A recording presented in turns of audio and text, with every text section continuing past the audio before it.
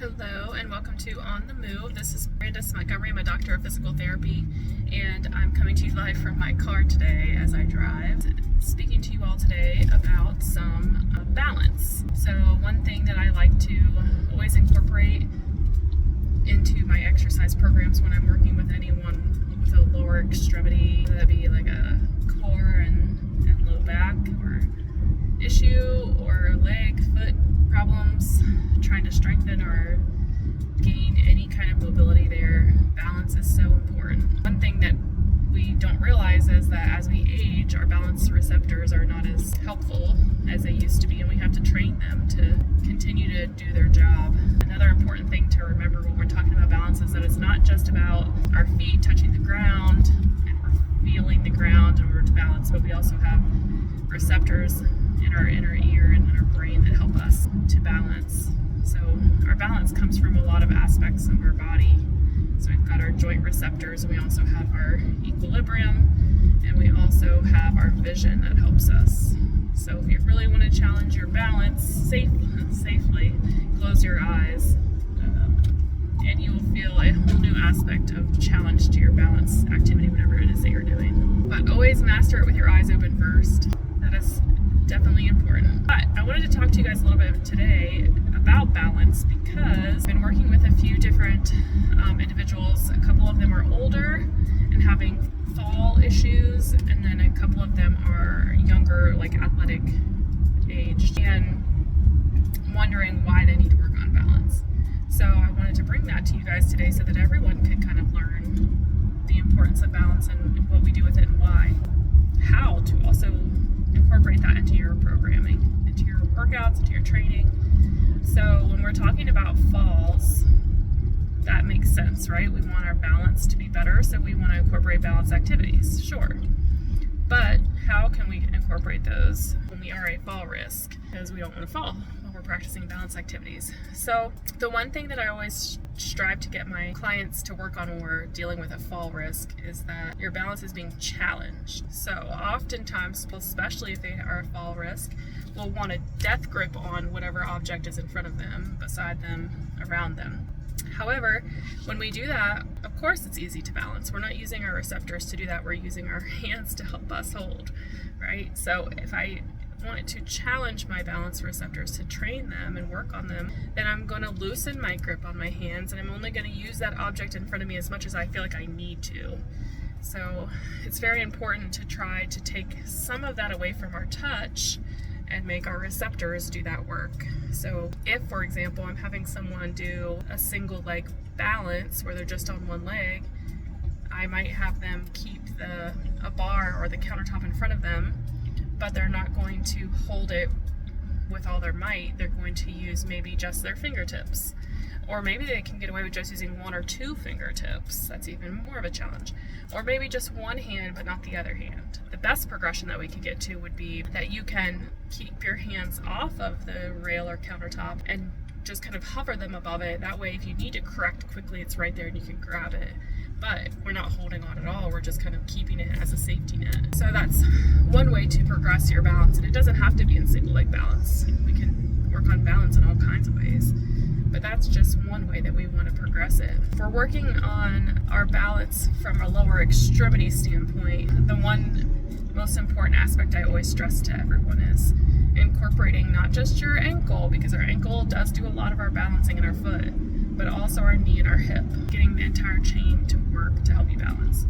So one way that we can do that is I'm going to keep using this single leg balance as an example. If I'm on one leg balancing, I'm going to think about keeping your foot flat on the ground, heels in contact with the ground, and toes are in contact with the ground. Pressing my big toe down into the ground so that I incorporate the muscles of my foot and ankle to help you gain some stability from the bottom up. The other way that we can do that is from the top down. When I think about in that single leg position, squeezing my butt muscles on that same side. So if I'm standing on my right leg, I'm going to press my right big toe down into the ground. At the same time, I'm going to squeeze my right side of my butt. That kind of helps us incorporate muscles and stability from the upper part of the chain, and now my entire lower extremity has stability around it. And you'll notice how challenging this can be when you first start working on it. You're like, wait, do what? Trying to tell your brain how to do all these things. That's why it's important to train it.